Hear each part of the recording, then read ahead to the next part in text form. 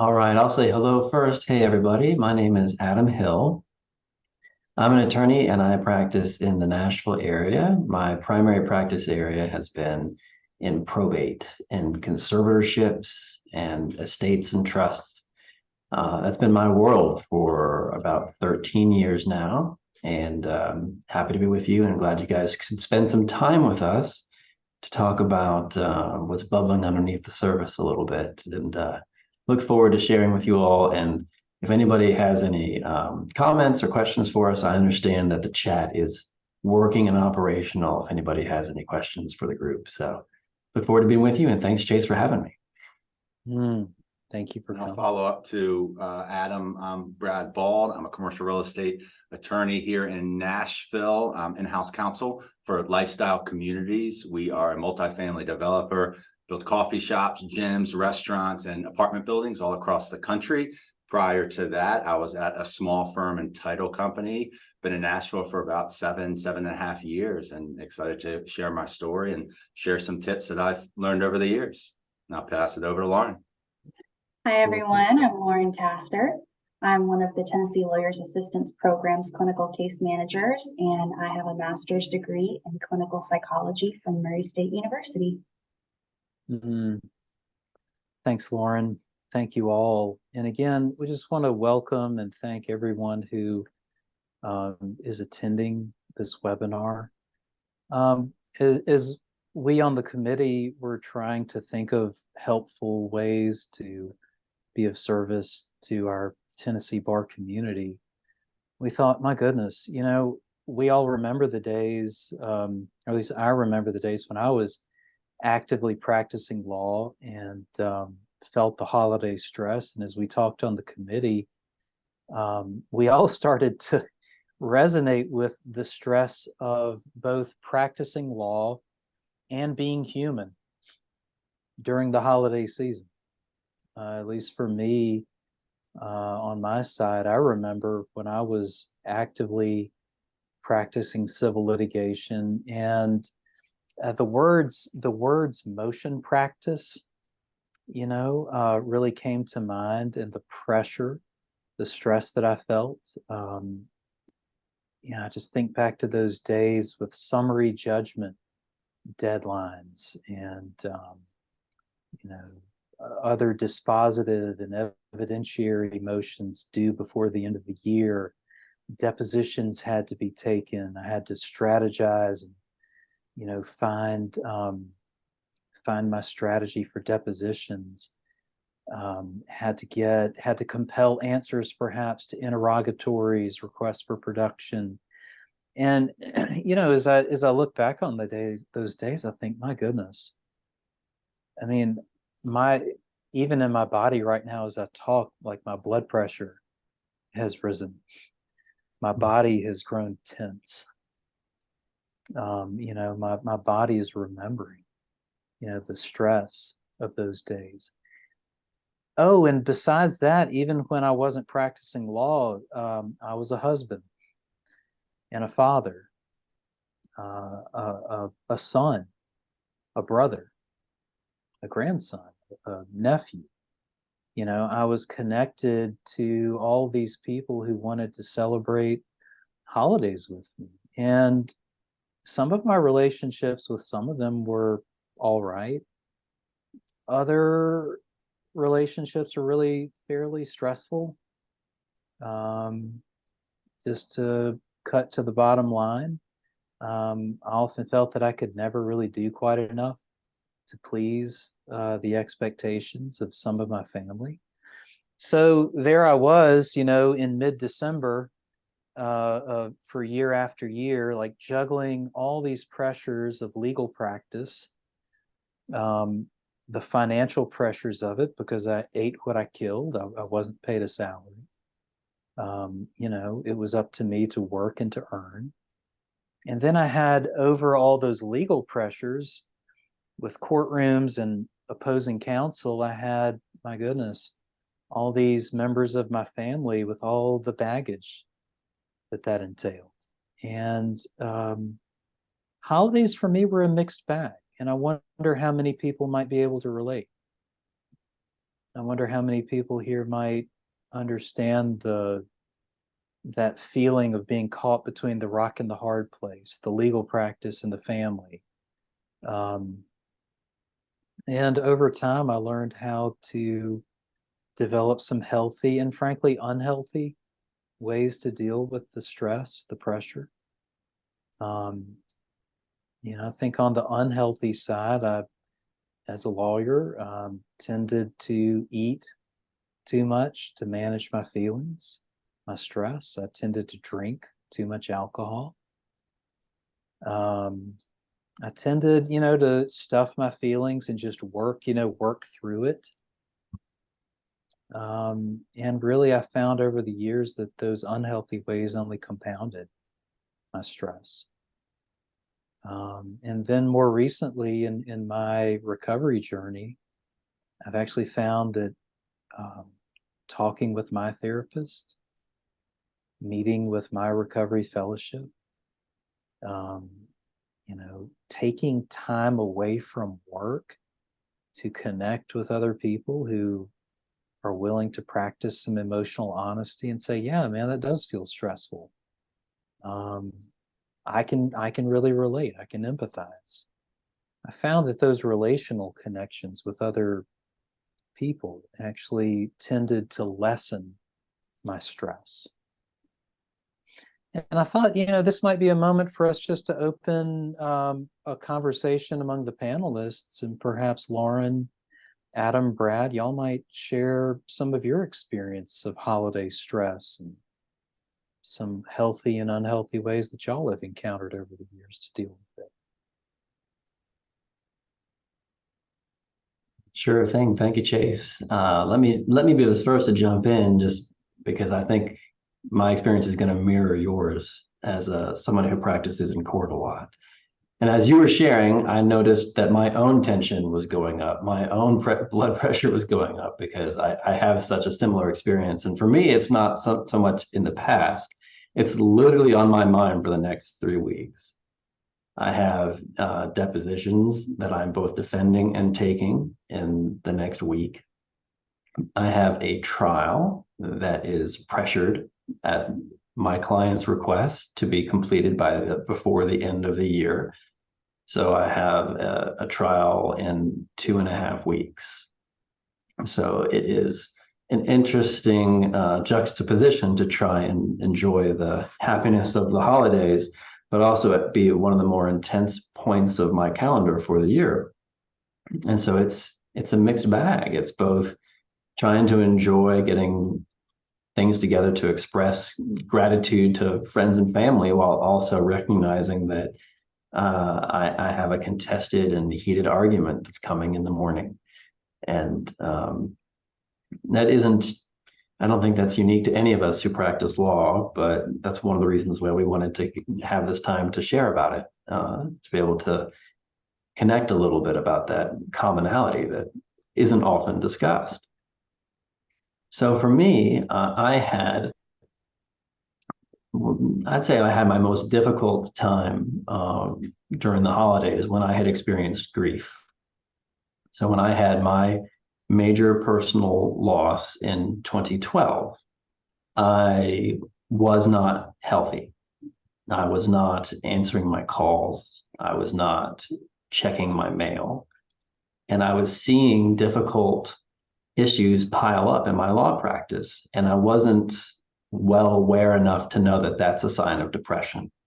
I didn't know that there was the resources such as the Tennessee Lawyers Assistance Program, who is, we have a representative here in Lauren Castor, of course. But at the time, as a younger lawyer, I didn't know that there were these things available. So I was kind of treading water through it. I was doing my best, but I was in a lot of pain and didn't know how to handle it. I mean, I had a therapist, luckily, that could help me begin to unpack my traumatic loss, which, in case there were those on our call who need to hear it, I had a brother who completed suicide in 2012. Mm. So there are layers to loss in any situation, but for me, that was like losing a best friend and never seeing it coming. So when it came around to the holiday season, it was trying to experience, listening to the cacophony, in my experience, the cacophony of pleasant, uplifting holiday music, and for me, it was grating because I was in pain, I was in trauma. There was nothing joyous about that season at the time. So that was my most difficult period to try and navigate. And my go-to method was escapism. So my medicators were to go away, to hide in online stuff like videos or gaming. I was not a drinker. I didn't have a big drinking experience myself, but the effect was exactly the same. It was allow me to escape the stress that I wasn't able to manage, to escape the pain that I wasn't handling.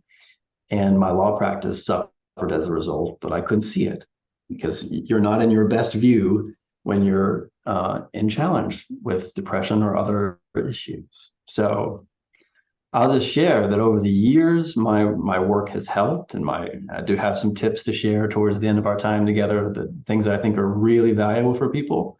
But for now, I just wanted to start with sort of opening my heart and sharing the experience of the challenge and living it, because I remember that time pretty potently. And so I'll stop there and I guys I'll pass the baton to Brad, if you don't mind. Thanks, Adam, and thank you, Chase and Adam, for sharing what you guys have been going through in your life and career. And Adam, you hit on seasons, right? And this time of year, seasonal affective disorder, also known as seasonal depression, is a real thing. And in Nashville, for the folks that live here, it gets quite gray. Thankfully we got some sun right now, but with the grayness, the cold, the lack of daylight hours, that happy holidays tagline is, always a double-edged sword, right? Especially with the influx of social media and the highlight reel that everybody posts on, couples are so happy, their kids are so happy, their law career is thriving, and they made so much money this year. It's easy to kind of get down on yourself, right? And think that, you're not adequate, or you're not, competing like they are. And, with seasonal affective disorder, that affects me quite a bit. And this time last year, I took some time off, because I was really burnt out in my, previous job, before I transitioned to in-house over here. And simultaneously, that I was not aware of, after I took that time off, maybe it was a few weeks, I went through a very vicious breakup.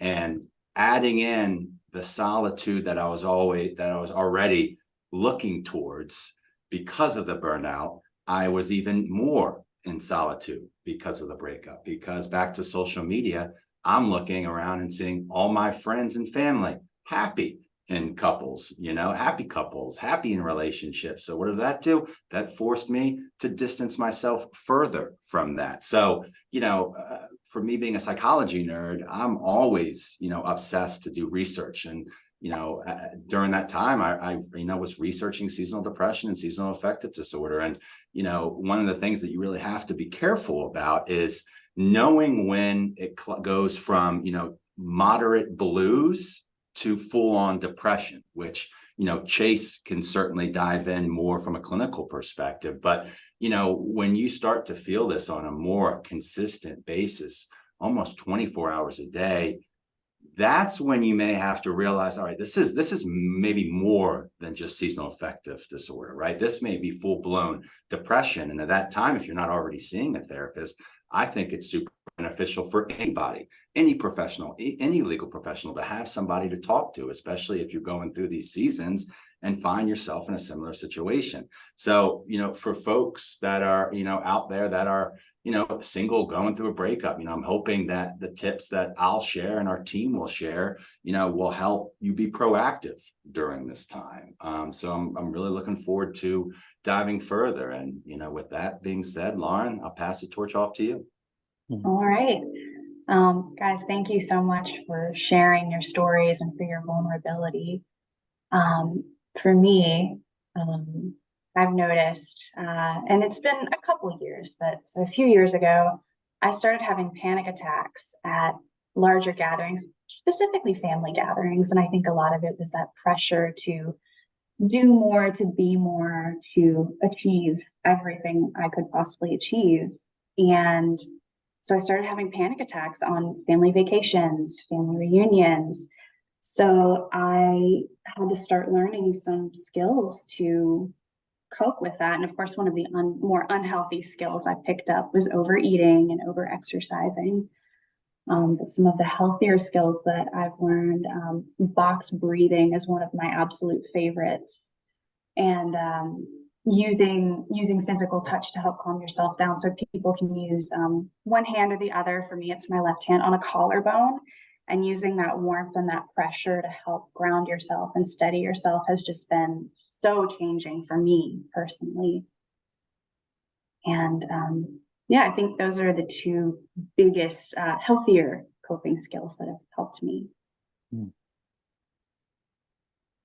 Well, that's great. I really appreciate this sharing, where people are willing to come and, just practice some emotional honesty and talk about their painful experiences honestly.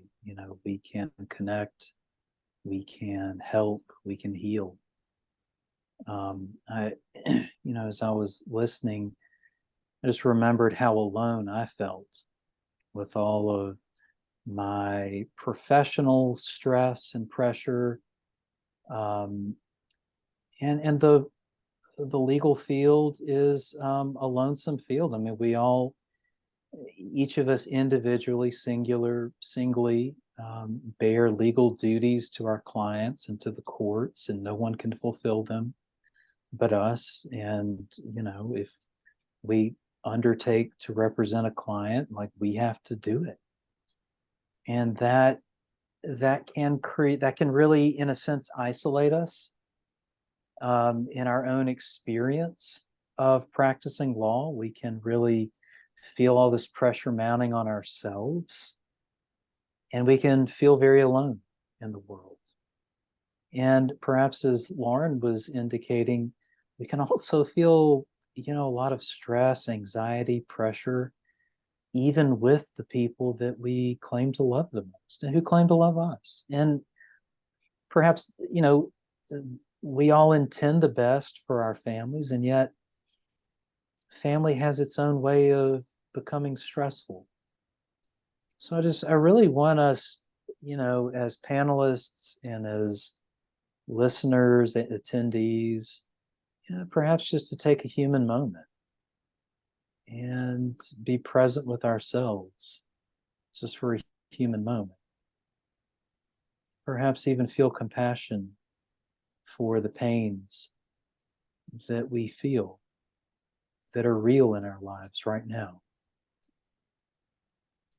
And perhaps in a moment of human compassion for ourselves and each other, we might just consider that we don't have to be alone with all this pain, this stress. We are here connecting, at least electronically, virtually, which is really the first step toward healing.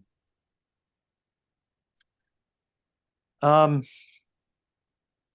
brings us, I think, in our program here to our next topic, which was that we wanted to just talk honestly about some of the statistical numbers. And I think this is where Lauren, as a representative of TLAP, can probably speak more insightfully. But here in the Tennessee bar, as in any other state's bar, as in really any other profession, because the doctors and dentists and so on and so forth are not exempt either. We have some very tragic, difficult numbers with meanings. We've had in our Tennessee bar here our own tragic numbers of addictions. We've had even, this really saddens me to say, we've even lost members of our bar, our community, to death by suicide. And again, because of the contextual factors of professional work and deadlines, but also family and, as Adam indicated, tragic historic losses. Boy, these holiday times can really increase these troublesome numbers. And the only way that we can make a change and do something about it is just to start talking about it. Acknowledge the problem sitting in the room with us. So with that, Lauren, would you be willing to share, some of TLAP's hard work and research on this matter? Absolutely, thank you. Yeah. So I'll start by chatting a little bit about a 2016 study by the American Bar Association where they sampled 12,825 lawyers. So these lawyers were given surveys about various substance and alcohol use, as well as symptoms of depression, anxiety, stress. And 28% of surveyed lawyers reported symptoms of depression. 23% reported symptoms of stress. 20% reported problematic drinking. 19% reported symptoms of anxiety. And 11.5% reported suicidal ideation. Now, I want to frame this as well, as these are just the numbers of folks that were willing to report. There are likely so many more lawyers suffering in silence. There was another study done by the CDC a few years ago where they reported around 30% of Americans endorsed suicidal ideation. So looking from that 30% of Americans to the 11.5% of lawyers from 2016, I would say that those numbers are grossly underrepresented.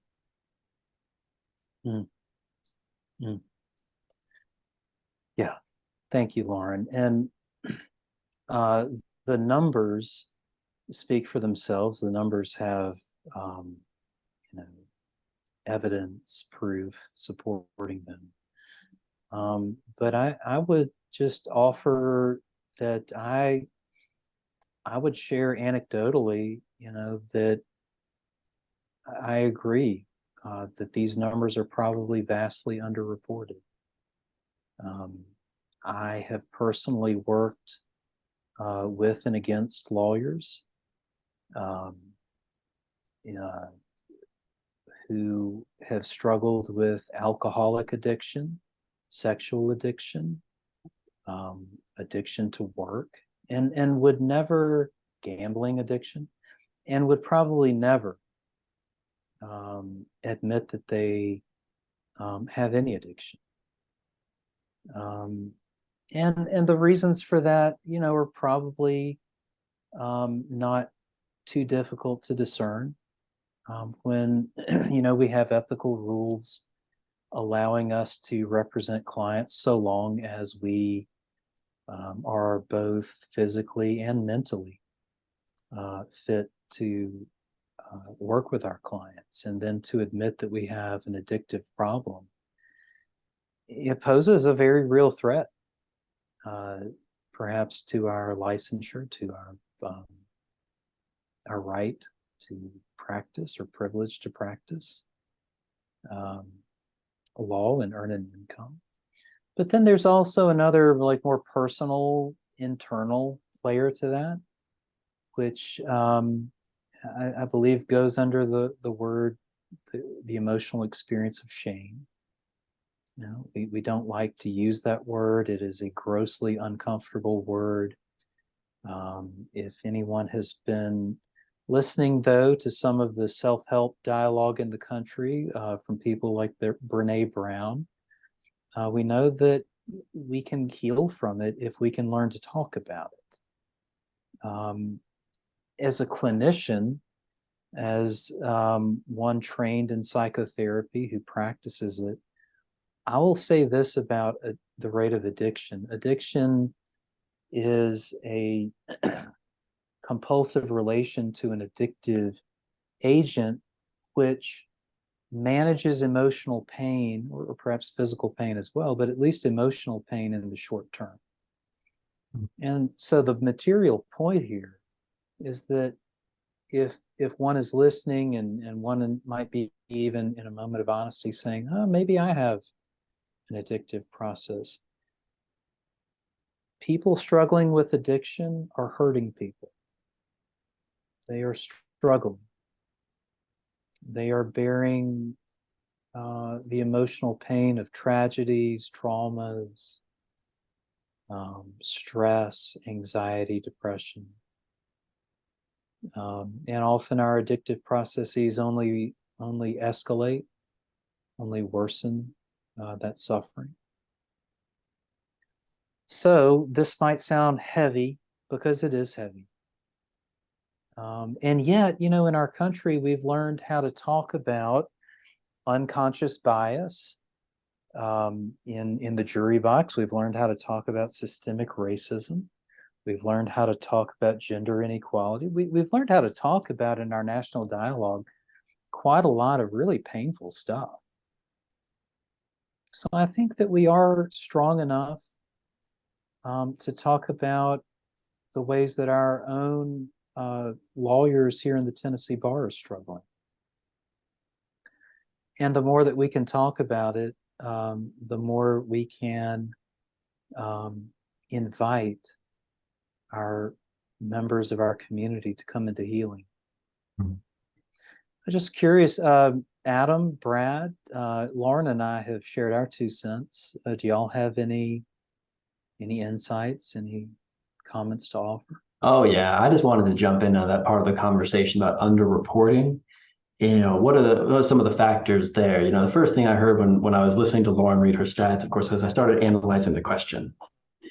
So maybe the way the question was asked was they reported problematic drinking, perhaps, or whatever the specific question was, and my mind immediately began to carve exceptions out. Well, I don't have a problem, and so the first is perhaps the overanalyst. But for me, and then I was thinking about my own experience with it. If I go back to that period of time, at my level of self-awareness that I had at that period of time, and you had given me a survey, and you would ask me, do I have a reportable problem? My answer would have been no. And of course, looking back from today, that would have been an error. But at the time, that's all I knew. And if you get underneath that question and you start to look at some of the symptoms, I would have probably reported the symptoms, like, have you not responded to opposing counsel in a contested case, for longer than 3 days or so? And my answer would have been yes. But those are the sorts of questions you only get to if someone with Lauren's expertise is available. So for me, what I happened to do is I did eventually reach out to TLAB. In my case, it was the right move. It was valuable. And someone who was in Lauren's shoes today, where it was able to point out, let's get your mail open. Let's start there, and then let's see if we can, take steps back to being a complete practitioner again. But I wouldn't have known on my own. So I have no trouble sensing that there might be some underreporting going on in our community for both of those factors. But I also just have to react overall. I think I heard Lauren say this. Was it the general population that had maybe a 30% reporting of possible suicidal ideation? Did I miss say that, Lauren? Help me out if I got it wrong. No, that's correct. If I'm remembering the study correctly, it was 30% of just general population. I don't believe they broke it down by career at that point. Right. Well, I know that our career generally tends to have elevated numbers in comparison to the general population. So for problems with drinking and problems with depression, I think we're at the top of the of the overall population. So that's really sad to hear, but also revealing in its own way. So those are my additional thoughts, Chase. Great, thank you.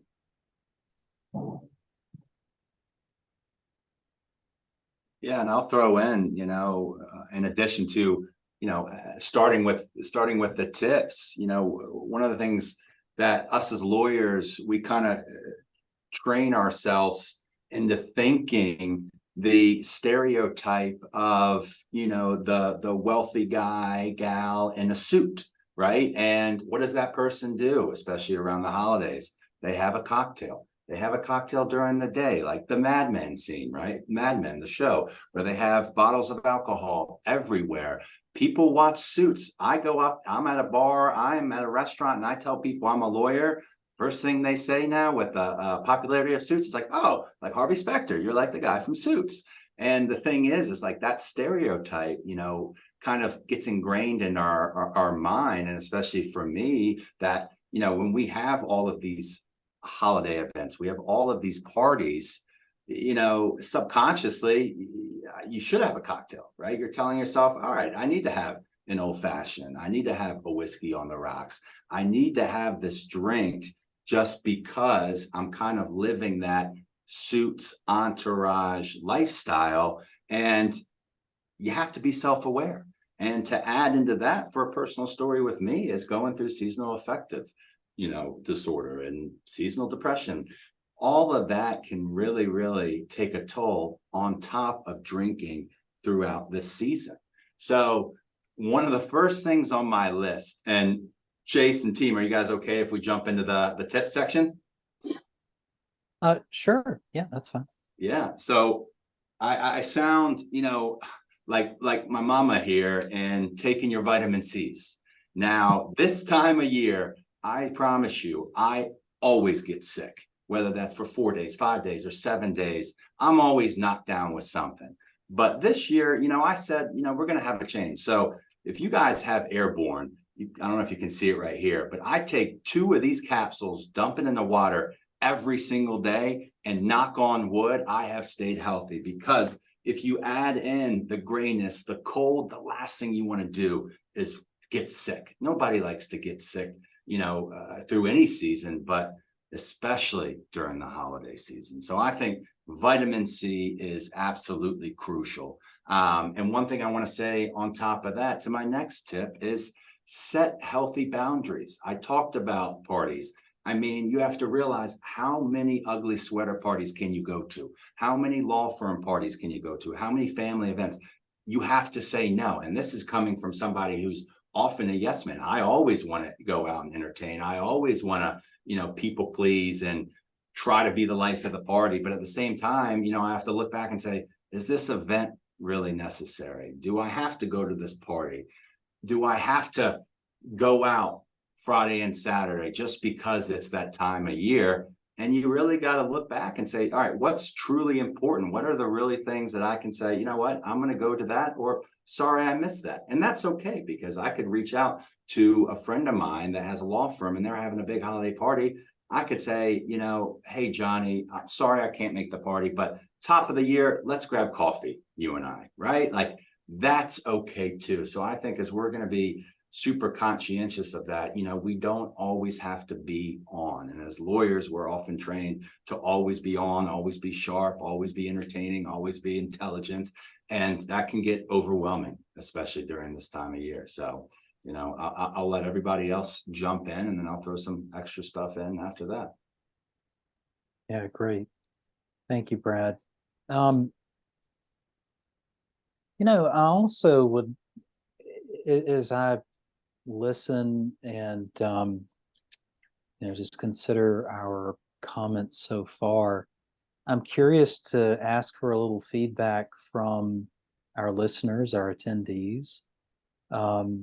I'm really curious to know what, for our listeners and attendees, are some stressors that y'all have encountered over the holiday season. What is your perception about the statistical numbers of addictions, impaired lawyers and how, or even suicidality, and how these numbers relate to the holiday season. I'm just curious to get some feedback from our listeners and attendees, and if anybody's welcome to share, if anybody's willing to share, I would welcome that. Appreciate it. In the meantime, I also would like to invite, perhaps it's just more of a systemic, broad scale notion, an invitation that we as lawyers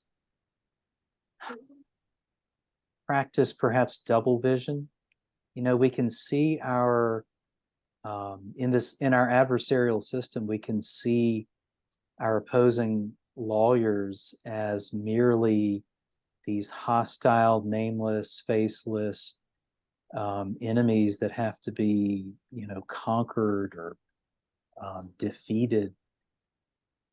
Perhaps we see our coworkers as competitors, or even, similarly as like enemies who impede, intrude, interfere with our forward progress in our careers.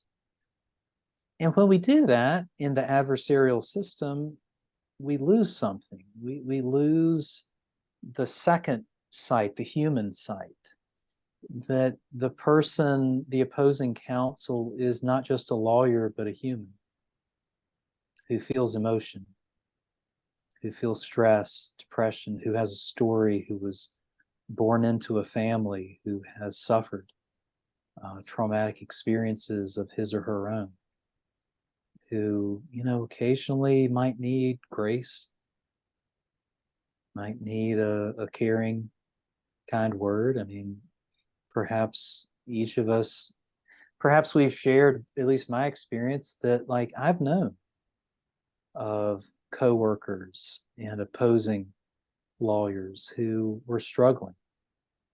And I feel, frankly, some shame, some guilt that I could see only my own interests in the adversarial system against them, and was not really willing to reach across the line and say, hey, we're all still human here. How are you? You look like you might be struggling. Honestly, if I'm telling the truth, I've been struggling at this time of year too. Just, I don't know, how are you? Before we get into all the discovery stuff, like, how are you?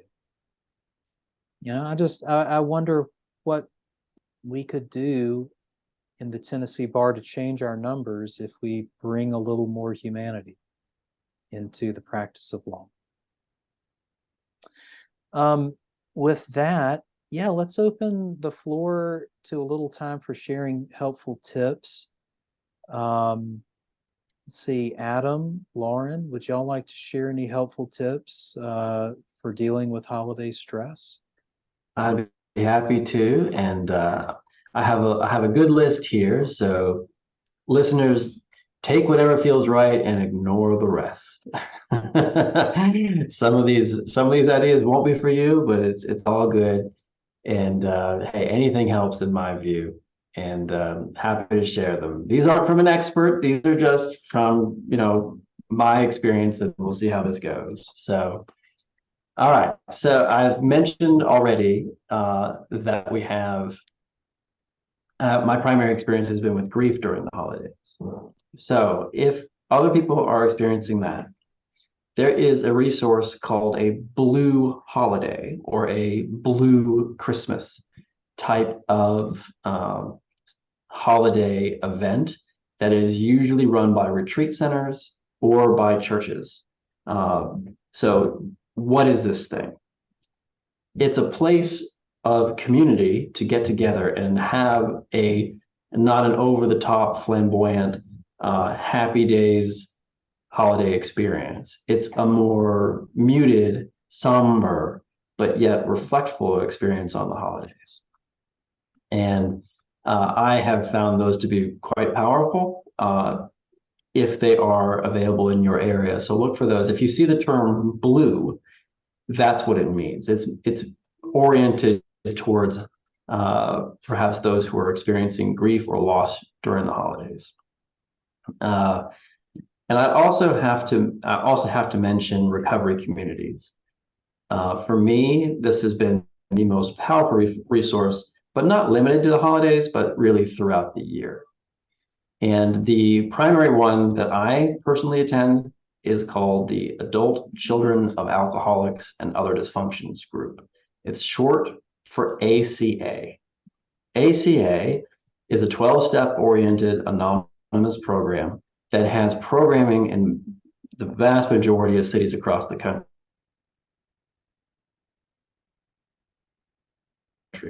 They also have this ACA or recovery communities. What they are is that they are excellent venues to listen if you just need to listen, but they're also opportunities to share if you're ready to touch and be vulnerable in your own way if it feels right. And my experience has been that it can offer a great deal of relief just to be heard. A primary tenet of these communities is that no one gives you advice, is that no one talks back to you and reacts in any way to what you are saying, because it's true for you, and that's all that matters. For our holiday seasons, these communities will often do meetings throughout the day on a 24/7 calendar. So you can, if you need to, just search for the recovery community that is most closest to your experience.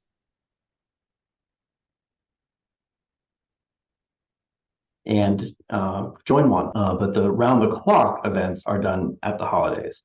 I apologize if my feed is breaking up. If I'm going in and out, would you raise a hand so that I can pass it on? We got you, and we got you. Okay, all right. So some quicker tips. A big one that's for me: cut off the news. There is nothing about the news cycle that feels good the way it's presented these days. Try and do your best to turn that puppy off. I don't know, watch golf, watch something that doesn't stoke your anxiety about the world, because it's just one more thing that adds to it, right? Another thing that's really important, at least for me, is that sometimes I have anxiety about getting gifts for people. I know it might not be the number one thing that I'm worried about during a season, but really offer an invitation of a change of perspective. That a gift is about offering your presence. It's about offering your thoughtfulness, but it's not meant to be a burden. So if you find yourself getting anxious about gift giving, for me, the trick there was just to recognize that it's any expression of thoughtfulness is valued, and anything else is really probably a part of the story. So with that, let me switch to my biggest tip, which is put down your own story. What is the story you're telling yourself about what the holidays need to be? What is the story that you're telling yourself about the experience you're about to have? Are you stoking your anxiety because you know that there's a dinner that's coming up that you really don't want to attend when so-and-so is going to be there and could push every single one of your buttons? If you happen to be in that situation, the way that most of my teachers would say to handle it would be to be mindful of your own reactions and to observe everything around you in a non-reactive environment and a non-reactive plate. So you are basically just seeing and thinking, oh, that's interesting. So it's a perspective shift, and it's holding on to mindfulness that the invitation is, if you have a mindfulness practice. But there's 1,000 resources about building a mindfulness mental attitude out there if you're interested in studying it. But for me, that was huge. And finally, I'll just mention this, that if all of those don't go right and you're still stuck, find a friend to tap out to. Text somebody, say, I'm over my head, can we have coffee? I'm over my head, can we have a phone call? I know you have the perfect family that I don't have, haha. But I would love to talk with you for 5 minutes and just vent because it's hitting hard and I need to have someone listen to me. So find a tap out friend if you've got one of those and spend 20 minutes laughing about your situation, about how horrible Uncle Teddy is or whatever it is that that you need to vent on. All right. So thumbs up, guys. That's what I got for you, and I'll pass the baton. All right, and I guess I'll give some of my own tips and tricks. Adam was so right with the having a friend check in. My friends and I actually do this as well, and we check in maybe once a week, and we say, "How is your physical health, emotional health, mental health? What's going on with you?" And that's been such a great way to have a tap out friend that I can talk to if I need to. And then kind of to echo what I was saying earlier about box breathing, I typically do 4 or 5, count to 5, breathe in, count to 5, hold it, count to 5, breathe out, count to 5, hold it. And then really think about giving the whole, hand on the collarbone a try. It'll feel definitely right on one side and wrong on the other. So try with your right hand, try with your left hand, see which collarbone feels right for you. It's a great way to help bring yourself back down. And Erin in the chat, I don't know if you guys can see her comment. She's talking about noticing your cues a little bit for when you get burnt out. So for some people, they say yes to everything. For others, when they're burnt out, they start saying no to everything. So start kind of noticing and naming what your cues are when you get burnt out. And that way you can go and then seek whatever best makes sense for you. And TLAP is a great resource for people. We can help connect folks with psychologists, therapists all over the state of Tennessee. That is available to all of you as lawyers, judges, law students. We are here, happy and ready to help.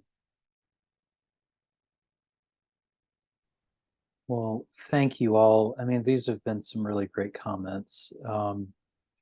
As a practicing psychotherapist, I would be remiss not to offer my tip that the holiday season is really a great opportunity for anyone struggling with personal problems, whether,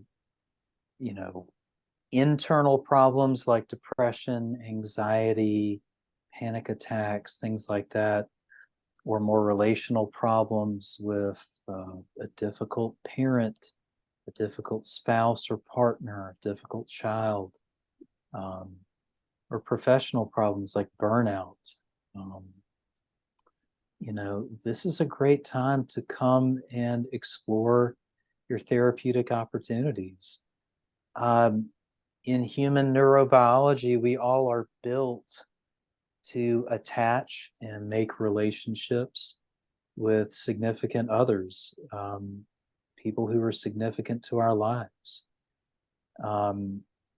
Right out of the womb, children need to attach to their infants, need to attach to their parents. And our need for attachment, our need to attach to other significant people never changes over time. So much of human experience is relational experience.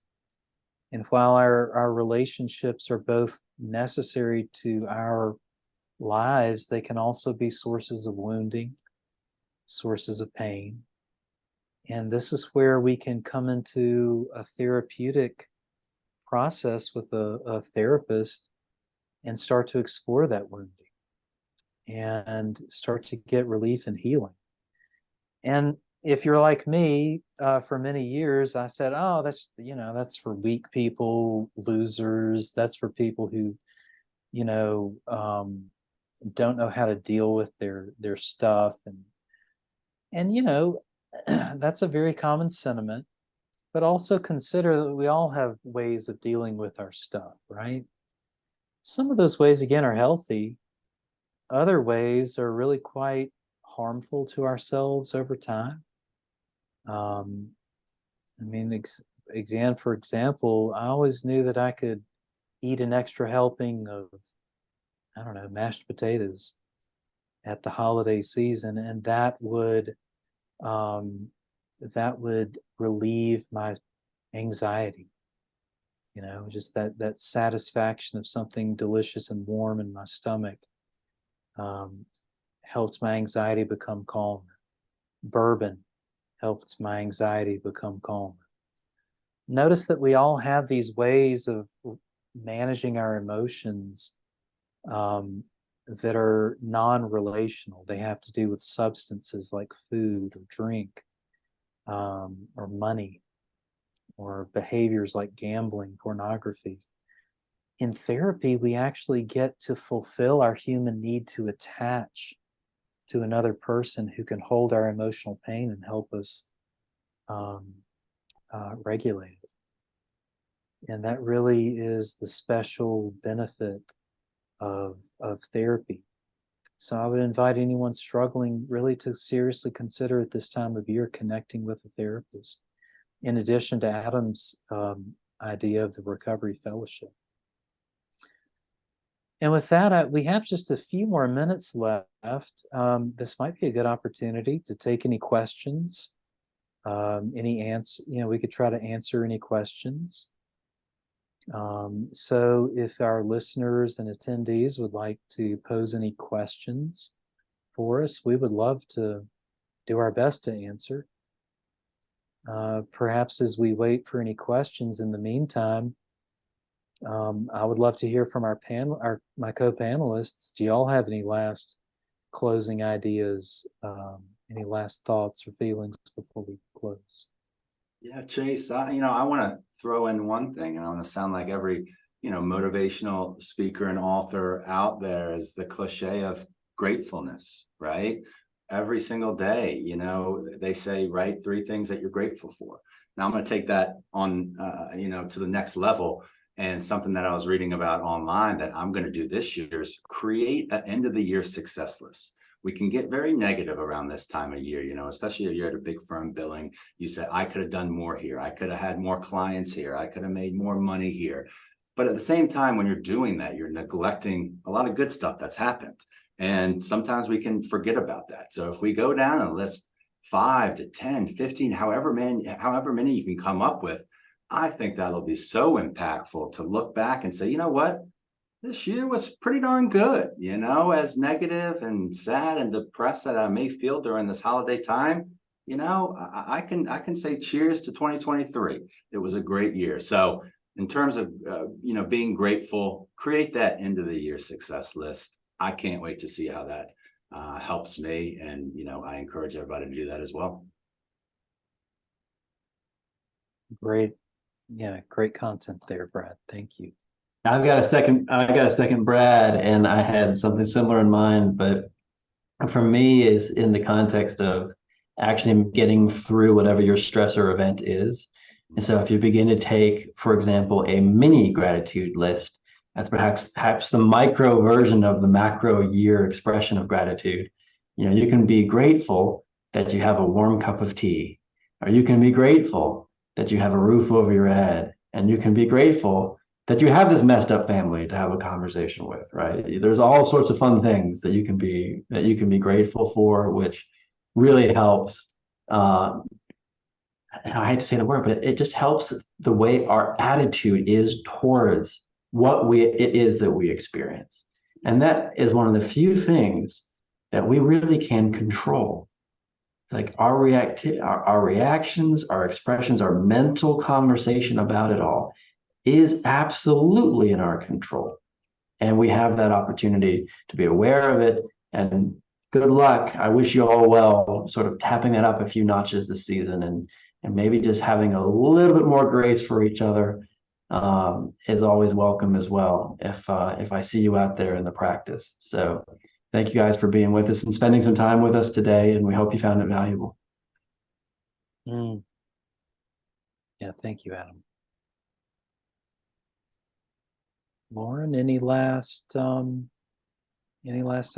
I'll echo everyone. Gratitude is so important. I have an app on my phone that prompts me every evening at 7 o'clock to think about 3 things I'm grateful for that happened that day. And Sometimes it's something that feels really big, and sometimes I was really grateful for my cup of coffee this morning. I was grateful that I got to see the sunset while I was sitting in Nashville traffic for an hour.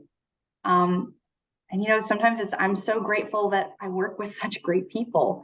They don't have to be big, big things. They can be those little micro things that really help shift over time, shift your mindset towards that mindset of gratitude, that mindset of positivity that can be so hard during the holidays to experience, especially when you're overwhelmed, especially if you're experiencing seasonal depression.